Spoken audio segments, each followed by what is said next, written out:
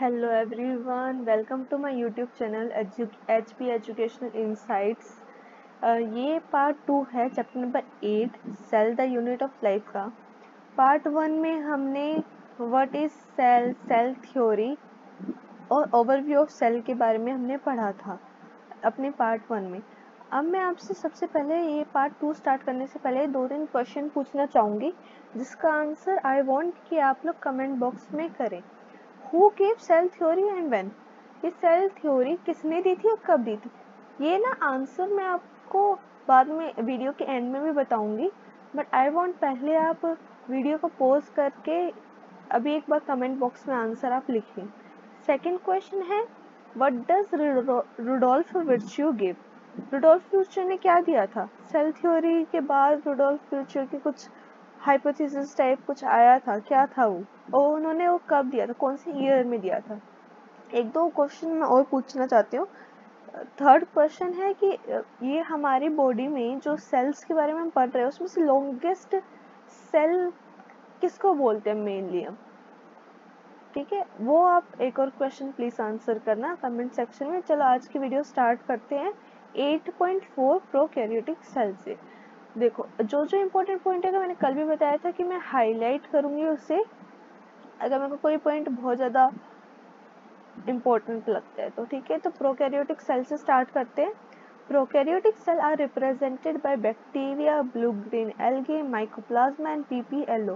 PPLO की full form आप याद रखें, पीपीएलओ की फुल फॉर्म क्या होती है? Pleuro pneumonia like organism. Okay, that is important. Okay, they are generally smaller and multiply more rapidly than eukaryotic cell. Smaller होते हैं ना, आपकी स्मॉल चीज को मूवमेंट करना और डिवीजन करना, मल्टीप्लाई करना थोड़ा सा कन्वीनियंट होता है। यूकैरियोटिक सेल, यूकैरियोटिक सेल एक कॉम्प्लेक्स है, जो जितने ज़्यादा कॉम्प्लेक्स होता जाएगा उसके लिए थोड़ा सा मल्टीप्लाई डिवाइड करना थोड़ा सा डिफिकल्ट हो जाता है कंपैरिजन अगर मैं आपको करूँ तो। दे में very greatly in shape and size, कल भी हमने पढ़ा था कल, बट हमने जनरल में पढ़ा था कि सेल्स शेप एंड साइज में वेरी करती है। ठीक है, the 4 basic shapes of bacteria are bacillus, rod like, देखो बैसिलस में क्या आएगा? Rod like.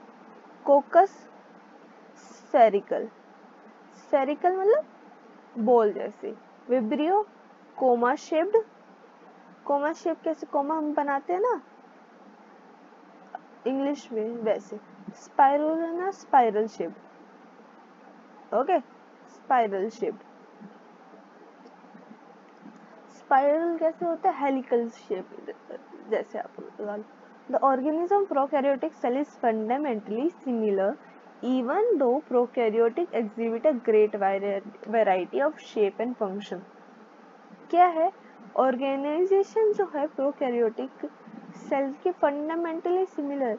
फंडामेंटली सिमिलर मतलब प्रोकैरियोटिक के अंदर एक ही टाइप की सेल्स नहीं आ रही, प्रोकैरियोटिक के अंदर भी बहुत सारे अलग अलग टाइप के सेल्स। आपने कुछ एग्जांपल तो अभी शेप की बेसिस पे देखा, कुछ एग्जांपल आपने ये बैक्टीरिया हेयर, यहाँ पे आपने बैक्टीरिया देखा, ब्लू ग्रीन एल्गे देखा, तो अलग अलग सेल है, अलग अलग शेप एंड साइज भी है उनका, बट फंडामेंटली सिमिलर होती है। फंडामेंटली सिमिलर मतलब उसके अंदर जो ऑर्गेनेल्स नहीं होती, उसके अंदर जो कंपोनेंट्स चाहिए, components would be a better word, वो मेनली थोड़ा सा एक दूसरे के साथ सिमिलर वे में दिखेंगे। All prokaryote have cell wall surrounding the cell membrane except in mycoplasma. Mycoplasma को छोड़ के बाकी सब में प्रोकैरियोट्स में एक सेल वॉल होती है जो कि प्लाज्मा मेम्ब्रेन के आसपास होती है। ये आप याद रखें, मैं एक्सेप्ट माइकोप्लाज्मा, ये वाला पॉइंट प्लीज थोड़ा सा ना अच्छे से याद रखें कि माइकोप्लाज्मा जहाँ पे आ गया, एक्सेप्शन जहाँ पे आ गया वो बहुत इंपॉर्टेंट हो जाता है। बहुत बार एमसीक्यूज में ये पूछ लेते हैं। ठीक है, the semi fluid matrix filling the cell in the cytoplasm. मैंने कल भी आपको एक सेमी फ्लूइड मैट्रिक्स वाली बात हाईलाइट करी थी अपनी लास्ट वीडियो में। सेमी फ्लूइड मैट्रिक्स होते हैं जिस सेल में, जिसको साइटोप्लाज्म कहते हैं। ये साइटोप्लाज्म ना कॉमन होते हैं, यूकैरियोटिक में मिलेगा आपको, प्रोकैरियोटिक में भी मिलेगा। तो आप इससे कंफ्यूज ना होए कि ये सिर्फ यूकैरियोटिक में होता है प्रोकैरियोटिक में होता है। एक और क्वेश्चन मैं बीच में पूछना चाहूंगी, कौन सी ऐसी ऑर्गेनेली है जो यूकैरियोटिक और प्रोकैरियोटिक दोनों में होती है? ठीक है, इसका भी मैं आंसर आपको सिर्फ थोड़ी देर में करूंगी। There is no well defined nucleus. भैया हमने प्रोकैरियोटिक पढ़ा था लास्ट बॉक्स में, लास्ट क्लास में ही हमने। यहाँ पे मैं आपको थोड़ा सा इस पेज में आपको मैं लिख के बता देती हूँ। ठीक है, यहाँ पे लिख देती हूँ मैं। प्रोकैरियोटिक हमने जब कल पढ़ा था, प्रो का मतलब होता है यहाँ पे nucleus not covered by any membrane. एक मिनट, या covered by any membrane। ठीक है, बट अगर मैं यहाँ पे यूकैरियोटिक की बात करूं,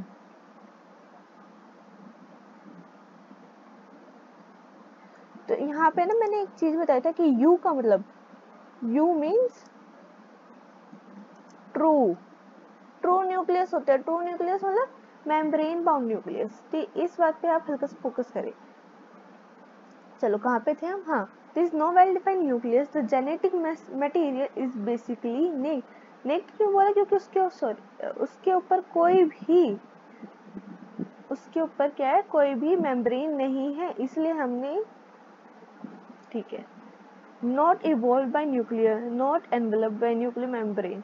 हाँ, in addition to the genomic DNA, genomic DNA क्या होएगा? जो हमारा न्यूक्लियस के अंदर डीएनए है, उसके एडिशन में circular DNA, many bacteria have smaller circular DNA outside the genomic DNA. देखो ये हो गया, मान लो आपका एक यूकैरियोटिक सेल है ये, तो ठीक है, यूकैरियोटिक सेल को चलो यहाँ पे छोड़ो, मैं एक नॉर्मल एग्जांपल बता देती हूँ। प्रोकैरियोटिक सेल, एक सेल के न्यूक्लियस के अंदर डीएनए या जेनेटिक मटेरियल होगा, बट कुछ सेल, बैक्टीरियल सेल्स में स्मॉलर सर्कुलर डीएनए आउटसाइड भी प्रेजेंट होता है। ठीक है, जीनोमिक डीएनए, इसे क्या बोलते हैं हम? उस स्मॉलर डीएनए को क्या बोलते हैं? प्लाज्मिड। ये प्लाज्मिड वाला पॉइंट आप याद रखना। इसको अगर आपके पास नोटबुक है तो वहाँ पे आप एक्स्ट्रा, आप यहाँ पे मेंशन कर देती हूँ मैं आपके लिए।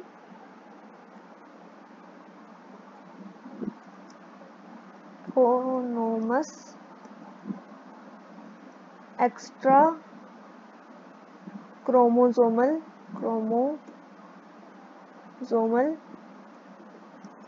सर्कुलर डीएनए, ये आप याद रखिए। ये किसके लिए मैंने मेंशन करा है? इस इक्वल टू डाल के मैं लिख देती हूँ यहाँ पे, प्लाज्मिड के लिए।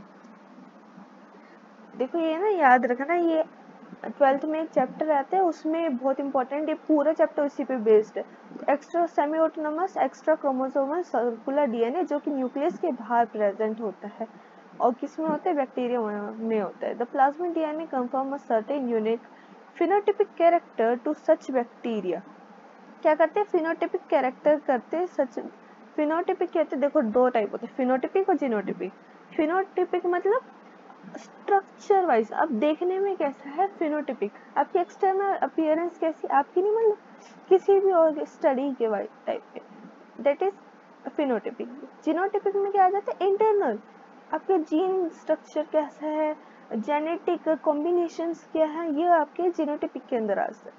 तो फिनोटाइपिक कैरेक्टर्स क्या करता है? ये बैक्टीरिया को प्रोवाइड करता है। One such character is resistance to antibiotic. मैं इसको कलर चेंज करके जानबूझ के आपके लिए मेंशन कर रही हूँ कि ये बहुत इंपॉर्टेंट है। प्लाज्मिड का रेजिस्टेंस टू एंटीबायोटिक प्रोवाइड करता है प्लाज्मिड।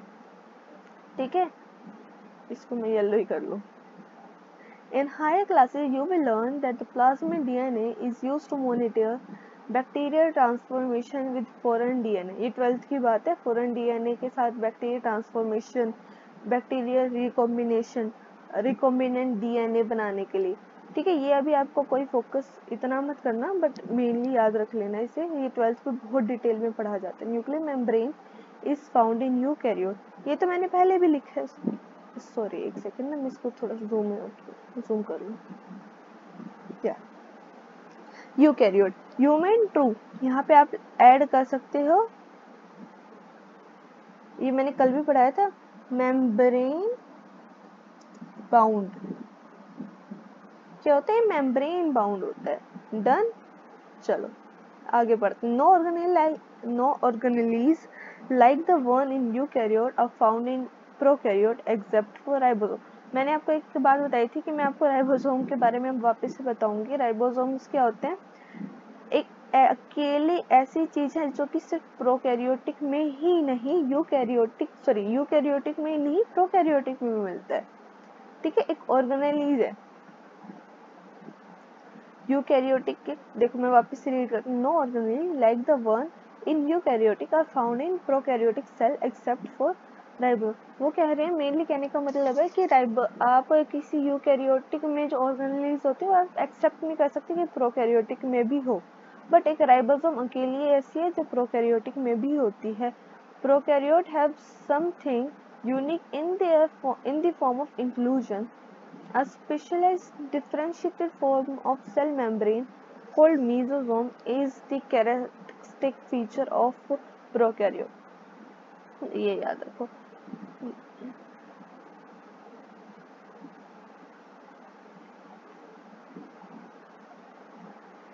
एक सेकंड, हाँ, प्रोकैरियोटिक के अंदर ना सेल मेम्ब्रेन का डिफरेंशिएटेड फॉर्म होता है जिसको हम मेसोसोम बोलते हैं।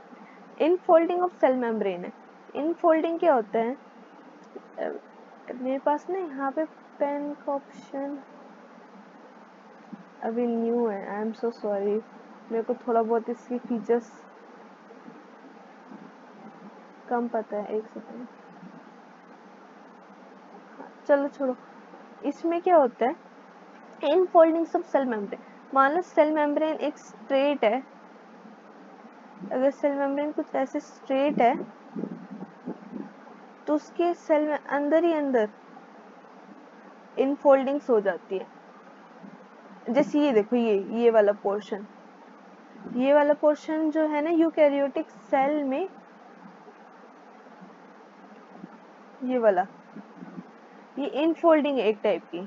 ठीक है, ये इनफोल्डिंग है प्लाज्मा मेम्ब्रेन की, सेल मेम्ब्रेन की। ठीक है, चलो सॉरी, इसमें थोड़ा सा टाइम वेस्ट हो गया, I am so sorry for that.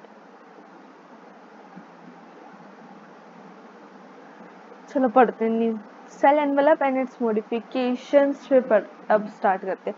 Most prokaryotic cell, particularly the bacterial cell, have a chemically complex cell envelope. Envelope क्या होता है? एनवेलप वही चीज होती है जिसके अंदर कुछ चीज डाल के किसी को देते हैं। ठीक है, सेल एनवेलप क्या है? एक टाइप का बैक्टीरिया, बैक्टीरिया के ऊपर का कुछ एक टाइप का कवरिंग कह लो जिसको आप, उसी को हम सेल एनवेलप बोलते हैं। ठीक है, कॉम्प्लेक्स सेल एनवेलप प्रेजेंट है यहाँ पे। ठीक है, the cell envelope consist a tightly bound 3 layered structure. आप 3 लेयर पे फोकस करना। मैं कौन कौन से बताती हूँ आपको। एक तो होती है सबसे आउटर लेयर होती है ग्लाइकोकैलिक्स। ठीक है, उसके अंदर होती है आपकी सेल वॉल, उसके अंदर होती है आपकी प्लाज्मा मेम्ब्रेन, यहाँ पे लिखा होगा आगे, हाँ। The outermost glycocalyx followed by cell wall and then the plasma membrane. Plasma membrane इसकी innermost में हो गई। तो मैं यहाँ पे एक काम करती हूँ, टेक्स्ट बॉक्स बना के मैं आपके साइड में इंपॉर्टेंट पॉइंट्स जो मेरे को लगते हैं वो मैं लिख देती हूँ यहाँ पे। ठीक है, तो मैं आउटर मोस्ट कौन सी हुई आपकी? ग्लाइकोकैलिक्स। तो मैं इसको कैपिटल से लिखती हूँ, GLYCOCLYS,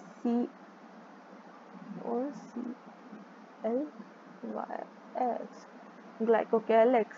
ठीक है, आप इसकी स्पेलिंग के साथ कुछ चीज़ें क्या होती है, मैं ये बोलती हूँ आप स्पेलिंग के साथ याद रखिए तो ज़्यादा बेटर होता है, कि बहुत बार ना सेम से वर्ड आ जाते हैं, उसके उस टाइम पे आपको दिक्कत होती है, उसमें कंफ्यूजन हो जाती है सारी इंफॉर्मेशन होने के बाद भी। मिडल में कौन सी होती है? Cell wall. ठीक है, और जो सबसे बाद में होती है इनर मोस्ट में होती है, उसे हम क्या कहते हैं, इनर मोस्ट, इनर में प्लाज्मा मेम्ब्रेन। देखो मैं पूरा मेम्ब्रेन नहीं लिखूंगी, कहीं पे एम भी बोल लिखूंगी, क्योंकि मेम्ब्रेन की एक काइंड ऑफ शॉर्ट फॉर्म हम यूज करते हैं, प्लीज आप इसको अंडरस्टैंड कर लेना, ठीक है। Although each layer of the envelope perform distinct function, her layer का फंक्शन, अगर सबका फंक्शन एक ही होता तो एक ही लेयर बना देते ना, अगर आपका अलग अलग लेयर्स है तो अलग अलग लेयर्स का अलग अलग फंक्शन होएगा, that is very normal thing to understand, ठीक है। They act together as a single protective unit, but तीन है, बट उसके कवर, देखो एनवेलप क्या होते हैं, हम किसी चीज को एनवेलप में डाल के देते हैं, मतलब हम किसी चीज का प्रोटेक्शन करने के लिए उसको एनवेलप के अंदर डाल के दे रहे हैं, जैसे पैसे अगर कर तो सीधा पैसे फटे ना, इसलिए बहुत एनवेलप के अंदर डाल के देते हैं, ऐसे ही ये एक टाइप का सिंगल प्रोटेक्टिव यूनिट है, तीनों को मिला के हम बोले तो एक सिंगल प्रोटेक्टिव यूनिट बोलते हैं हम इसको, ठीक है। Bacteria can be classified into two groups on the basis of difference in cell envelope and the manner in which they respond to staining process. Staining process क्या होता है, स्टेनिंग प्रोसेस एक टाइप का लैब प्रोसेस होता है, lab process मतलब जहाँ पे लैब में हम ना कुछ परफॉर्मेंस करते हैं, स्टेन वगैरह करते हैं बैक्टीरिया को, उस बैक्टीरियल स्टेन के ऊपर वो बैक्टीरिया उस स्टेन को कैसे रिएक्ट कर रहा है उसके हिसाब से आप उसको डिफरेंशिएट करोगे सेल एनवेलप को। तो दो टाइप के बैक्टीरिया होते हैं डेवलप बाय ग्राम विल्स, ये याद रख लेना किसने डेवलप करा था। एक जो टेकअप कर लेते हैं ग्राम स्टेन को, जो एक टाइप से ग्राम स्टेनिंग प्रोसेस को रिस्पॉन्ड करते हैं वो होते हैं ग्राम पॉजिटिव, और जो नहीं कर पाते वो ग्राम नेगेटिव, ठीक है।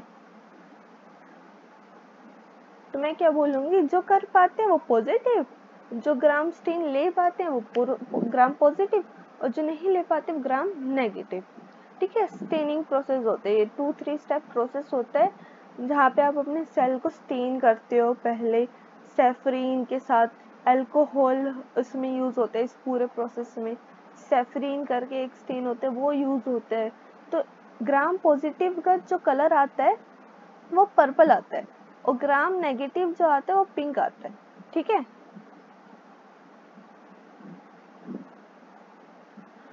पिंक क्या है बैक्टीरिया के कलर, पिंक और पर्पल क्या है बैक्टीरिया के कलर, जो आप प्लेट पे आप लास्ट में देखोगे वो। Glycocalyx differ in composition and thickness among different bacteria, it could be loose sheet. देखो ग्लाइकोकैलिक्स ना दो टाइप, मतलब डिफरेंशिएट कर रखे हैं, दो टाइप की ग्लाइकोकैलिक्स होती है, कुछ में स्लाइम लेयर लूज वाली मिलेगी आपको, ठीक है, लूज शीट जैसे स्लाइम लेयर में, और कुछ में थिक एंड टफ कैप्सूल जैसी मिलेगी, ठीक है। मैं आपको वापस से रीड करके दिखा दूं। Glycocalyx differ in composition and thickness, composition and thickness में डिफर करती है ये डिफरेंट बैक्टीरिया में, कुछ में आपको लूज शीट वाली मिलेगी, कुछ में आपको थिक एंड टफ मिलेगी।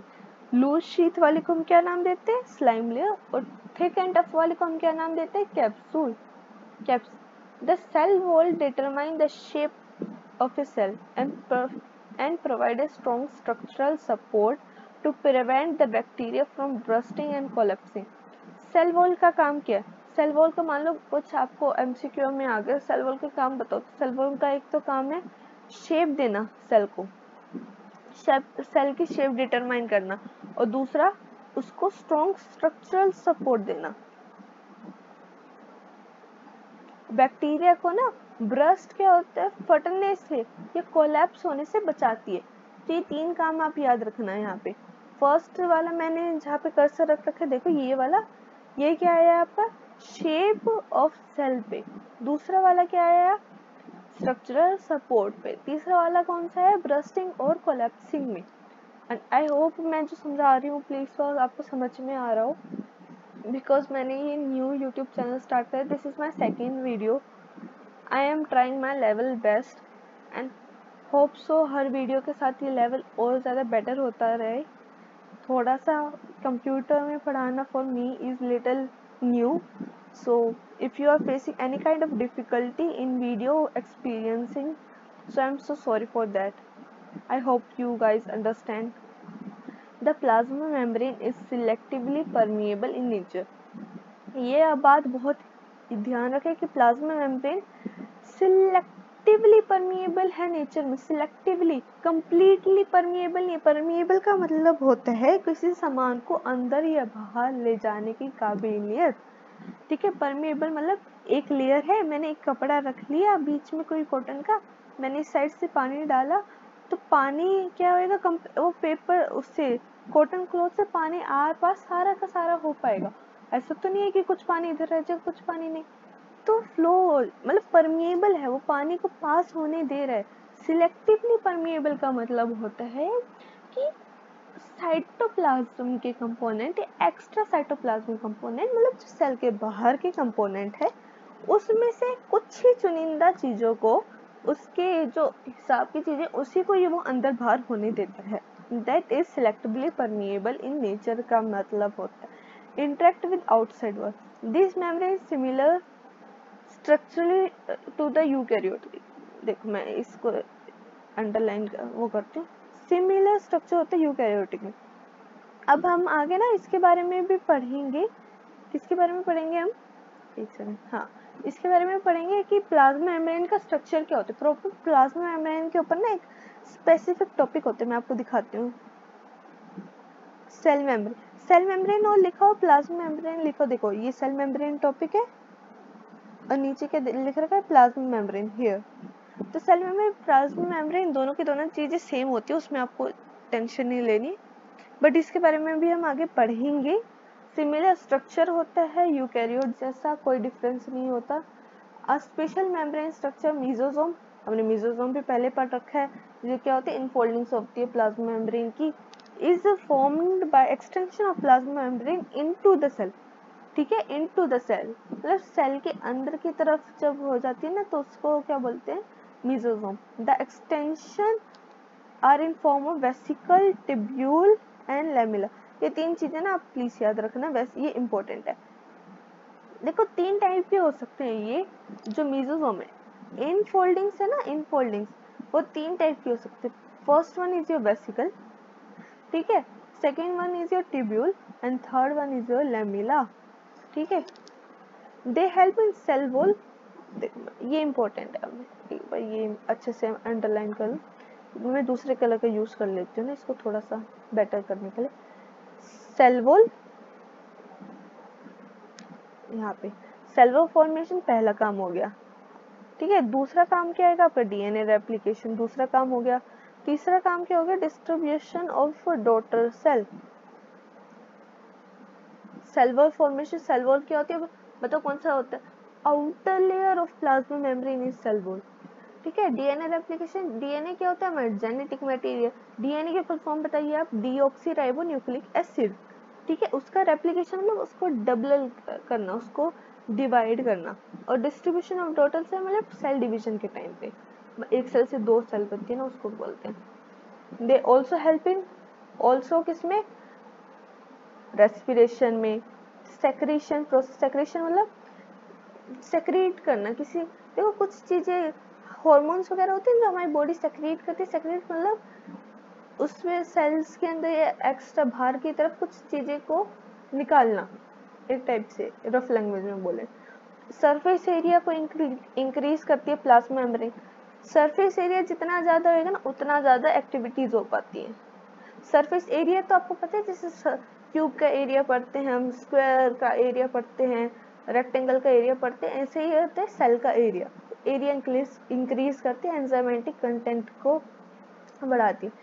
इन some prokaryotic like cyanobacteria there other extension into cytoplasm called cone. ये देखो एक तो मैं ना साइनोबैक्टीरिया का नाम याद रखो। कुछ बैक्टीरिया ऐसे होते हैं जिसमें जो एक्सटेंशन होती है ना इनटू द साइटोप्लाज्म, उसको क्या बोलते हैं, chromatophore which contain pigment.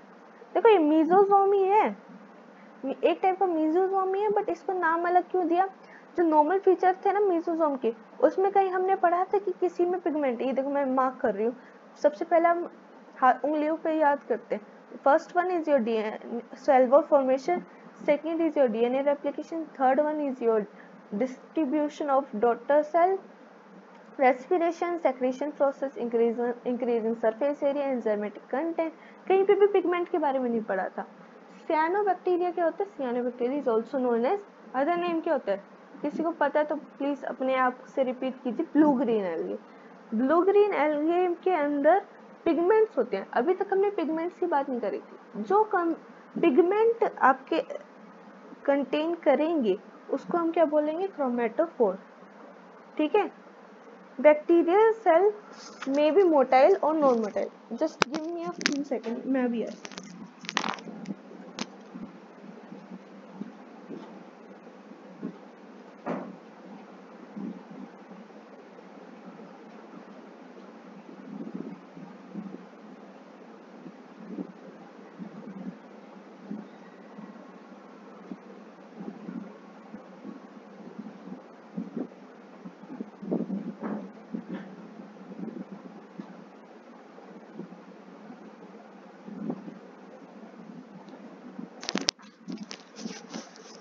Yes. Bacterial cell may be motile or non-motile.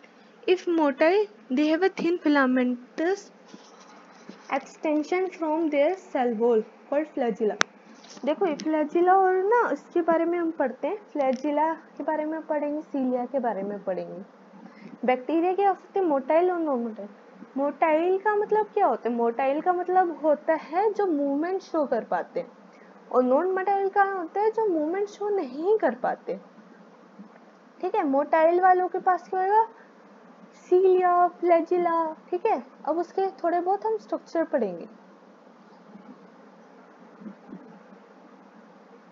Bacteria show a range in number and arrangement of flagella. Bacteria flagella is composed of 3 parts: filament, hook and basal body. देखो ये याद रखो, 3 part से मिलके बना होता है। ये ना आपके मान MCQ में आ गया, फिलामेंट, हुक, बेसल बॉडी और पिलाई करके कुछ चीज आ गई, तो फिर वो उसमें आप कंफ्यूजन ना हो। कौन कौन से भी फ्लैजिला के 3 पार्ट है? फिलामेंट, हुक और बेसल बॉडी। बेसल बॉडी क्या होता है? इनर मोस्ट, जो सेल के अंदर एम्बेडेड होता है।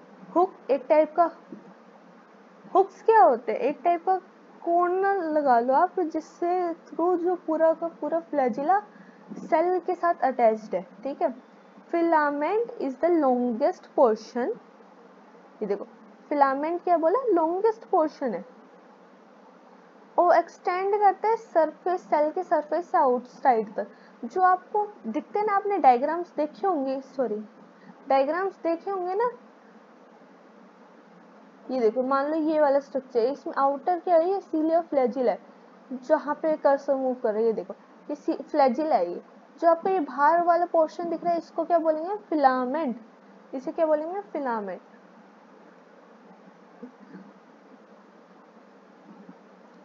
ठीक है। उसके बाद पढ़ते बिसाइड फ्लैजिला पिलाई एंड विम्ब्रे आर आल्सो सब। देखो ये मेरे को पर्सनल लेवल पे जब मैं स्टडी करती हूँ या मैं समझने की कोशिश करती हूँ, तो मेरे को पिलाई और फिम्ब्रे में बहुत कंफ्यूजन होती है। मैं ना भूल जाती हूँ कि कौन सा पिलाई या फिम्ब्रे में से कौन सा लॉन्गर है या किसका क्या काम है। तो इसको थोड़ा सा आप समझिए अच्छे से। Also structure of the bacteria but do not play main role in motility. Motility क्या होती है? स्ट्रक्चर तो है, ये आउटर स्ट्रक्चर तो है, बट इनका मोटिलिटी मतलब सेल की मूवमेंट में कोई खास काम नहीं है। The pili are elongated tubular structure made of a special protein. Pili क्या है? एक स्पेशल प्रोटीन से बना हुआ इलोंगेटेड ट्यूबुलर स्ट्रक्चर है। ठीक है। फिम्ब्रे क्या है? Small bristle like. Small bristle like क्या होता है? स्मॉल है और ब्रिसल लाइक टाइट। जैसे ब्रश करते हैं हम, तो ब्रश में उसके हेयर्स होते हैं, ब्रश के हेयर्स जो होते हैं उस टाइप के। Small bristle like sprouting out of cell. Sprouting मतलब सेल के बाहर निकल रहे हैं। In some bacteria they are known to help attach bacteria to rock. ये क्वेश्चन आ जाता है, फिम्ब्रे का काम क्या है? बैक्टीरिया को रॉक से अटैच करने का। स्ट्रीम, स्ट्रीम क्या होता है? पानी बह रहा है। जब हम देखते हैं ना पहाड़ों में स्ट्रीम्स वगैरह बह रही होती है, मतलब पानी का जो बहाव है उसमें बैक्टीरियाज वगैरह भी होते हैं पानी के अंदर, समटाइम्स वो बैक्टीरिया क्या करते हैं, जो पानी के अंदर या पानी के आसपास के एरिया में रॉक्स वगैरह होती है ना, उसके साथ अटैच करने की कोशिश करते हैं ताकि वो बहते ना रहे, उनको एक प्रॉपर एनवायरनमेंट मिल जाए सस्टेन करने के लिए। तो फिम्ब्रे का काम क्या है, उस बैक्टीरिया को उस रॉक से अटैच करने का। ऑल्सो टू होस्ट टिश्यू, मान लो कोई उसको होस्ट मिल गया जिसके साथ वो एक टाइप का म्यूचुअल रिलेशनशिप बना सकता है, तो उससे भी अटैच करने का काम फिम्ब्रे का। चलो मैं आपको एक ट्रिक बताती हूँ जो मैं पर्सनली कभी कभी यूज करती थी पहले। पिलाए नाम छोटे दर्शन बड़े, नाम तो इसका छोटा है बट स्ट्रक्चर वाइज ये बड़ा है। फिम्ब्रे क्या है बेचारा, नाम तो इतना बड़ा है पर स्ट्रक्चर वाइज बहुत स्मॉल है। फिम्ब्रे क्या है, स्मॉल ब्रिसल है। एक काइंड ऑफ ट्रिक्स, अगर आप कुछ नहीं आता तो बना लेनी चाहिए, तो ये मेरी ट्रिक थी, पसंद आए तो आप ये इस्तेमाल कर सकते हैं। 8.4.2 हमारा लास्ट टॉपिक आज की क्लास के लिए, राइबोसोम एंड इंक्लूजन बॉडीज। ये पढ़ के आज की क्लास खत्म करेंगे हम। आई होप आपको ये समझ में आ रहा बन सके। चलो इससे पहले ना थोड़ा सा चेंज के लिए, जो मैंने सुबह क्वेश्चंस पूछे थे ना आपसे, जो 2 क्वेश्चन पूछे थे मैंने, ये इसका आंसर करते हैं। फर्स्ट, सेल थ्योरी किसने दी थी और कब दी थी? देखो सेल थ्योरी किसने दी थी, स्क्वीडन एंड स्क्वान ने। दोनों क्या थे, जर्मन थे। एक जर्मन बॉटनिस्ट थे, एक जर्मन जूलॉजिस्ट थे। उन्होंने कब दी थी? उन्होंने एक जो हमारे स्क्वीडन थे उन्होंने 1838 में, और जो स्क्वान थे उन्होंने 1839 में। रुडोल्फ विर्च्यू की बात करते हैं। रुडोल्फ विर्च्यू ने क्या दिया था? रुडोल्फ विर्च्यू ने एक सेंटेंस दिया था, ओमनी सेलुला ई सेलुला। कब दिया था? 1855 में दिया था उन्होंने। और मेनली किस काम के लिए दिया था? All cell arise from pre existing cell. ये था ओमनी सेलुला ई सेलुला का मतलब। ठीक है, ये बहुत इंपॉर्टेंट होता है, ये आप याद रखना। तीसरा क्वेश्चन मैंने पूछा था कि सबसे लॉन्गेस्ट सेल कौन सी है? तो लॉन्गेस्ट सेल बेटा आप याद रखना कि जो नर्व सेल होती है ना, वो लॉन्गेस्ट सेल होती है। देखो यहाँ से ये रहा, आपके एनसीईआरटी में गिवन है, nerve cell are the longest cell, ये जो मैंने अभी मार्क करा है। चलो हम अपना लास्ट टॉपिक पे पढ़ते हैं, छोटा सा टॉपिक है और 5 मिनट, फिर हम इसको फिनिश करते हैं। In prokaryotes ribosome are associated with plasma membrane in of cell. Prokaryote में क्या होता है, राइबोसोम प्लाज्मा मेम्ब्रेन के साथ एसोसिएटेड, एसोसिएट को मतलब अटैच होते हैं। ठीक है, there are 15 nanometer by 20 nanometer in size. ठीक है, मैं आपको एक चीज यहाँ पे ऐड कर देती हूँ, यहाँ पे आपको टेक्स्ट बॉक्स पे देखो 1 नैनोमीटर कितना होता है, 10 की पावर -9 मीटर। इसको ना मैं अगली लाइन में कर देती हूँ, बेटर रहेगा। 10 की पावर, ये पावर में -9 मीटर, ये होता है 1 नैनोमीटर। तो इतना छोटा होता है। आर मेड ऑफ 2 सब यूनिट 50s एंड 30s। देखो 2 टाइप के राइबोसोम्स होते हैं, 50s and 30s subunit है। Present in 70s ribosome, prokaryotic ribosome. Ribosome are site of protein synthesis. Ribosome, ये वाला पॉइंट बहुत इंपॉर्टेंट है, ये वाला पॉइंट आप याद रखना, किसका साइट है? प्रोटीन सिंथेसिस का साइट है। सेवरल राइबोसोम में अटैच टू सिंगल एमआरएनए, जिसको हम पॉलीसोम पॉलीराइबोसोम बोलते हैं। देखो आपको मैं एक टाइप से ये बता दूं कि मान लो हमारे पास चैन है, तो चैन में ना मैंने ना 2-3 ऐसे करके ना राइबोसोम अटैच कर लिए उस चैन में। एक चैन को आप मान लो एमआरएनए, और उसके बाद राइबोसोम अटैच है, मान लो एक टाइप की पर्ल्स अटैच कर लिए मैंने। ठीक है, तो वो राइबोसोम, उस चैन में विद पर्ल को हम क्या बोलेंगे? पॉलीसोम या पॉलीराइबोसोम। इस चैन ऑफ पर्ल एक टाइप का एग्जांपल दिया मैंने आपको। ठीक है, the ribosome of polysome translate mRNA into protein. हम आगे पढ़ेंगे क्या होता है, डीएनए से आरएनए बनता है, आरएनए से प्रोटीन बनता है। ठीक है, तो एमआरएनए को प्रोटीन में चेंज करता है जो पॉलीसोम पॉलीराइबोसोम होता है। क्यों? क्योंकि ब्रो इसमें तो एमआरएनए भी है, एमआरएनए के साथ उसमें राइबोसोम भी, और राइबोसोम का काम ही है प्रोटीन सिंथेसिस। ठीक है, अब मैं आपको आगे पढ़ाती हूँ इंक्लूजन बॉडीज। ये हमारा लास्ट टॉपिक है। इंक्लूजन बॉडी क्या होती है? Reverse reserve material prokaryotic cell. क्या होते हैं, एक टाइप का रिजर्व मटेरियल है प्रोकैरियोटिक सेल में, जो कि साइटोप्लाज्म में स्टोर रहता है in form of inclusion bodies. Inclusion bodies क्या है, देखो हमारे घर में जैसे स्टोर हाउस होता है ना, स्टोर रूम होते हैं, उसमें हम अपने सारे घर का जो मटेरियल हम उसमें रूम में रखते हैं, तो एक टाइप ये लगा लो कि साइटोप्लाज्म में है, जहाँ पे अपने पूरी सेल को हम, जैसे मैंने कल एग्जांपल के टाइप में घर बताया था ना, तो घर का सारा रिजर्व मटेरियल कहाँ है ना, इंक्लूजन बॉडीज में। They are not bound by any membrane, but इसमें क्या होते हैं, नॉट, एक सेकेंड ना, ये कोई मेम्ब्रेन नहीं होती इसमें, आप ये याद रखना, not bound by any membrane, membrane less है ये, ठीक है, and life freely in cytoplasm. ये ना, इसके एग्जांपल्स आप याद रखना, मैं आपको एग्जांपल्स यहाँ पे मेंशन करवा देती हूँ। सबसे पहले एग्जांपल कौन सा है, फोस्फेट ग्रेन्यूल, ठीक है, कुछ एग्जांपल है आप याद रखना, इनको अलग अलग ही याद रखना। साइनोफिन ग्रेन्यूल्स, ग्लाइकोजन ग्रेन्यूल्स, ये क्या है, एक टाइप इंक्लूजन। फोस्फेट क्या होते हैं, फोस्फेट पढ़ते हैं ना केमिस्ट्री में, वही वाला फोस्फेट है। ग्लाइकोजन क्या होता है, ग्लाइकोजन एक टाइप का फूड स्टोरेज मटेरियल होता है, ठीक है। Gas vacuole are found in blue green, एक सेकेंड, हाँ, gas vacuole are found in blue green and purple and green photosynthetic bacteria. Gas vacuole, vacuole भी एक टाइप का ना, वैक्यूल्स के बारे में इन डेप्थ अभी पढ़ेंगे। आप ये याद रख लो अभी के लिए कि गैस वैक्यूल क्या होती है, कहाँ कहाँ मिलते हैं, ब्लू ग्रीन में, पर्पल में और ग्रीन फोटोसिंथेटिक बैक्टीरिया में। फोटोसिंथेटिक क्या होते हैं, जो अपना खाना with the help of light prepare कर पाते हैं, that are photosynthetic. I hope आपको ये समझ में आया, ठीक है। 70S राइबोसोम की 2 सब यूनिट है, 50S 30S, ये अभी मैं आपको एज ए याद आप रख लें, बट इसके बारे में पता है एक ना, अभी हम इसको इसमें पढ़ रहे हैं, बट आगे हम इसको प्रोकैरियोटिक्स में भी पढ़ेंगे, उसमें इन डेप्थ एक राइबोसोम अलग से टॉपिक है, बट मैं यहाँ पे आपके लिए मेंशन कर देती हूँ। 70S इसमें सब यूनिट्स वो कौन कौन सी है, 50S एंड 30S। प्लीज आप इसको ऐड मत करना, 50 30 ऐड करते हैं हम तो हमारे पास क्या अवेलेबल होता है, 80 करोगे और आप इसको याद करोगे तो गलत हो जाएगा, आप इसको 80 की तरह याद मत करना। 2 सब यूनिट है, 50S and 30S।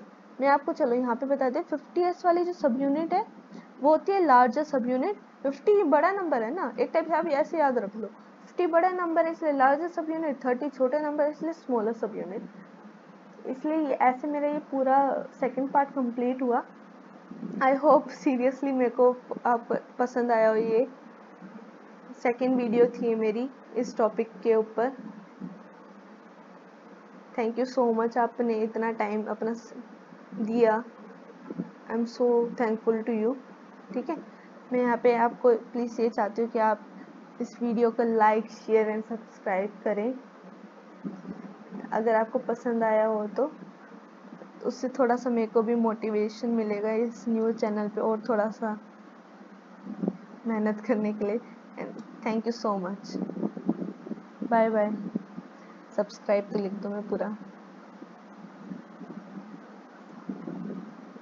Done, bye bye, thank you so much.